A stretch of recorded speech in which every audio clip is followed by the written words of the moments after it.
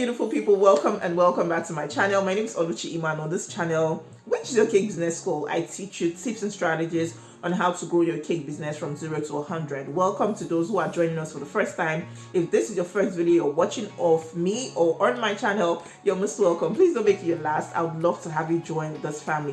And if you've always been here, thank you so much. My day ones, day 50, day 20, day 100. Thank you so much for always being here. In today's video, I'm going to be looking at some critical and important things that have to do with us as bakers. I will be answering those burning questions that you have, that some of my subscribers, my subscribers have asked me, and I want to share with you the responses to these questions. They bother on cake pricing, cake measuring your batter, cake preservation, cake baking, timelines. Now, without further ado, let's get right into the video as I'll be sharing from my wealth of experience the answers to these questions. Please don't go away, I'll be right back. So welcome back. So I'm going to be answering the questions. I have them right here on my phone and I'm going to be reading and answering. Kelvin asked, as someone who wants to start a cake business and trying to cut costs, I would like to use only the best whisking method, oil and sugar, than the creaming method, which is expensive. What do you think? Now, Kevin wants to know what I think. What I think is this. In my humble personal opinion, I would say, Kevin, you're just starting a cake business, right? So what I would suggest is this. I understand that you want to cut costs as you're just starting your business, but what I would advise is this. What I think, just as you've asked me, is this. Please don't have this as the major thing at the main thing at the back of your mind. You want to hit the ground running and you want to have quality products. You want to have quality cakes. Now, I'm not saying that oil-based recipes are not good, but in comparison with butter-based recipes, they are miles apart. In terms of taste, in terms of texture, you cannot put these two on the same pedestal. So what I would say, Kevin, is this. Please look for recipes that are still good. I have a recipe playlist that you can check that are not all oil-based, but they are good, they're economical. If you've watched any of my recipes and you've baked any of my recipes, you can attest to the fact that they are straight to the point and you don't need to use too much to achieve a good result. Okay, so please do well to check my playlist, get some recipes there, try them. But if you've done this and it's not okay for you and you feel that you still want to just start out, within your means, then you can try starting out with your oil-based recipes. But if I were to be in your shoes, I definitely would not start with whisking method, using oil and sugar method for baking my cakes, because I want the best and there is stiff competition in the market and I want to come with my A game. So I would not be starting out my cake business doing that. Like I've said, it is not wrong, but do what works for you. But this is my humble advice and what I think, just as you've asked me. On to the next question. Choma has asked, how many tablespoons of baking powder to 1 kg flour when baking a vanilla cake? And how do I measure my batter to pour into my pan to get same height? Thank you. So I've gotten a couple of questions like this in the past, and I usually advise or say that I cannot give advice or I cannot tell you, because you don't just ask questions like this, bring out an ingredient or isolate an ingredient, bring out another one and say how many to how many. You don't just it's not something it's not something you just think of off the top of your head. There has to be a recipe. Now, Choma, I would refer you to my recipe playlist. Please do well to check it out. I'm going to link it maybe at the end of this video or in the description box so you can check.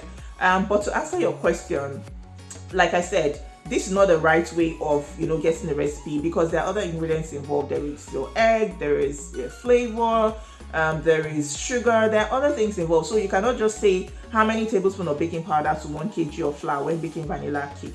There has to be a recipe because there are other things that are involved. So do well to please check my recipe playlist. There are amazing recipes with beautiful feedback from people that have tried those recipes that you can get, and then you can double the recipes, because I think most of them are in 500 grams. You can double it to get 1 kg. Definitely you will see the amount or the quantity of baking powder that you're supposed to use for that 1 kg recipe.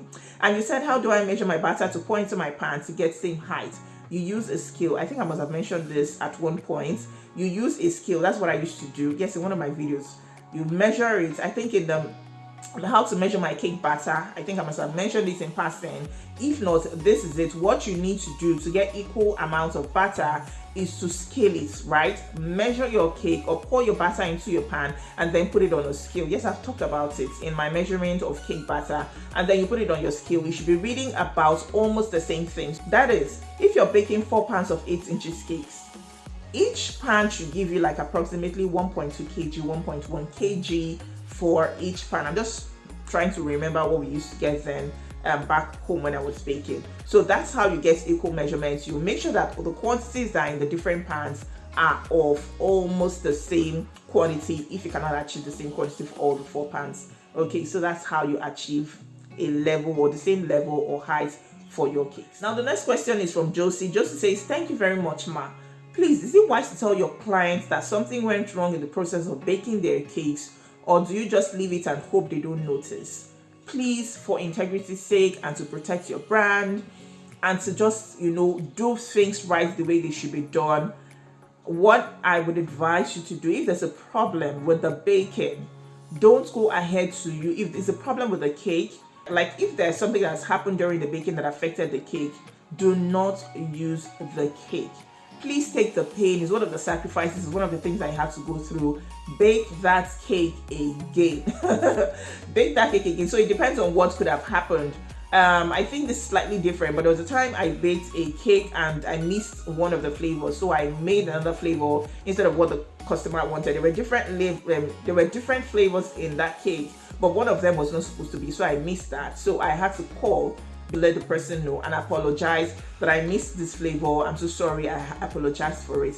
But if it's something that has happened that has affected maybe the taste of the cake, the texture of the cake, please discard it and bake again. I've had an occasion where I had to bake once, twice, I think the third time, and that cake ended up affecting my delivery the following morning. It was supposed to be for a Monday morning. So I was at work. I said, oh, let me just bake this thing and decorate it. I think it was on a Saturday or so. I cannot remember, but that cake was due for a Monday morning and we baked the first time. It was off. Something was off about the cake. I think the texture. I baked it again. It was still the same thing. And then we found out that the eggs had issues. They were not fresh enough. And that affected me. So I had to tell the client. I had to, tell her that I've baked this cake this number of times and I'm not getting results. Something is definitely wrong, and it's going to affect delivery. I just had to open up and I had to tell my client. So you want to, for integrity's sake, for your brand's sake, for conscience sake, for God's sake, please let them know. But put it wisely, put it professionally. Okay, don't just say, oh, I don't know what could have happened, because if you had given me more context, I'll be able to say or advise on what you can say. But I would say something like this: oh, something happened during the baking. I think we did not get the result that we were looking for, or the texture was affected, something like that. You don't have to be so explicit, but just let them know that you're baking again. You were not satisfied with the results of the cake that you got, and that's why you have to bake again. If it's something that will not affect the timing, there's no need for you saying anything or blowing any grammar. Go ahead and bake.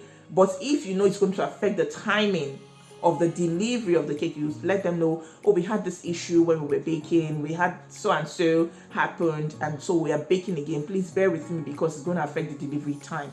This is what you want to do. Now the next section is from Flavored Faith. I just started working with fondant and I realized that my palms get sweaty the moment it touches the icing sugar as well as the fondant, and it makes the final job look really messy.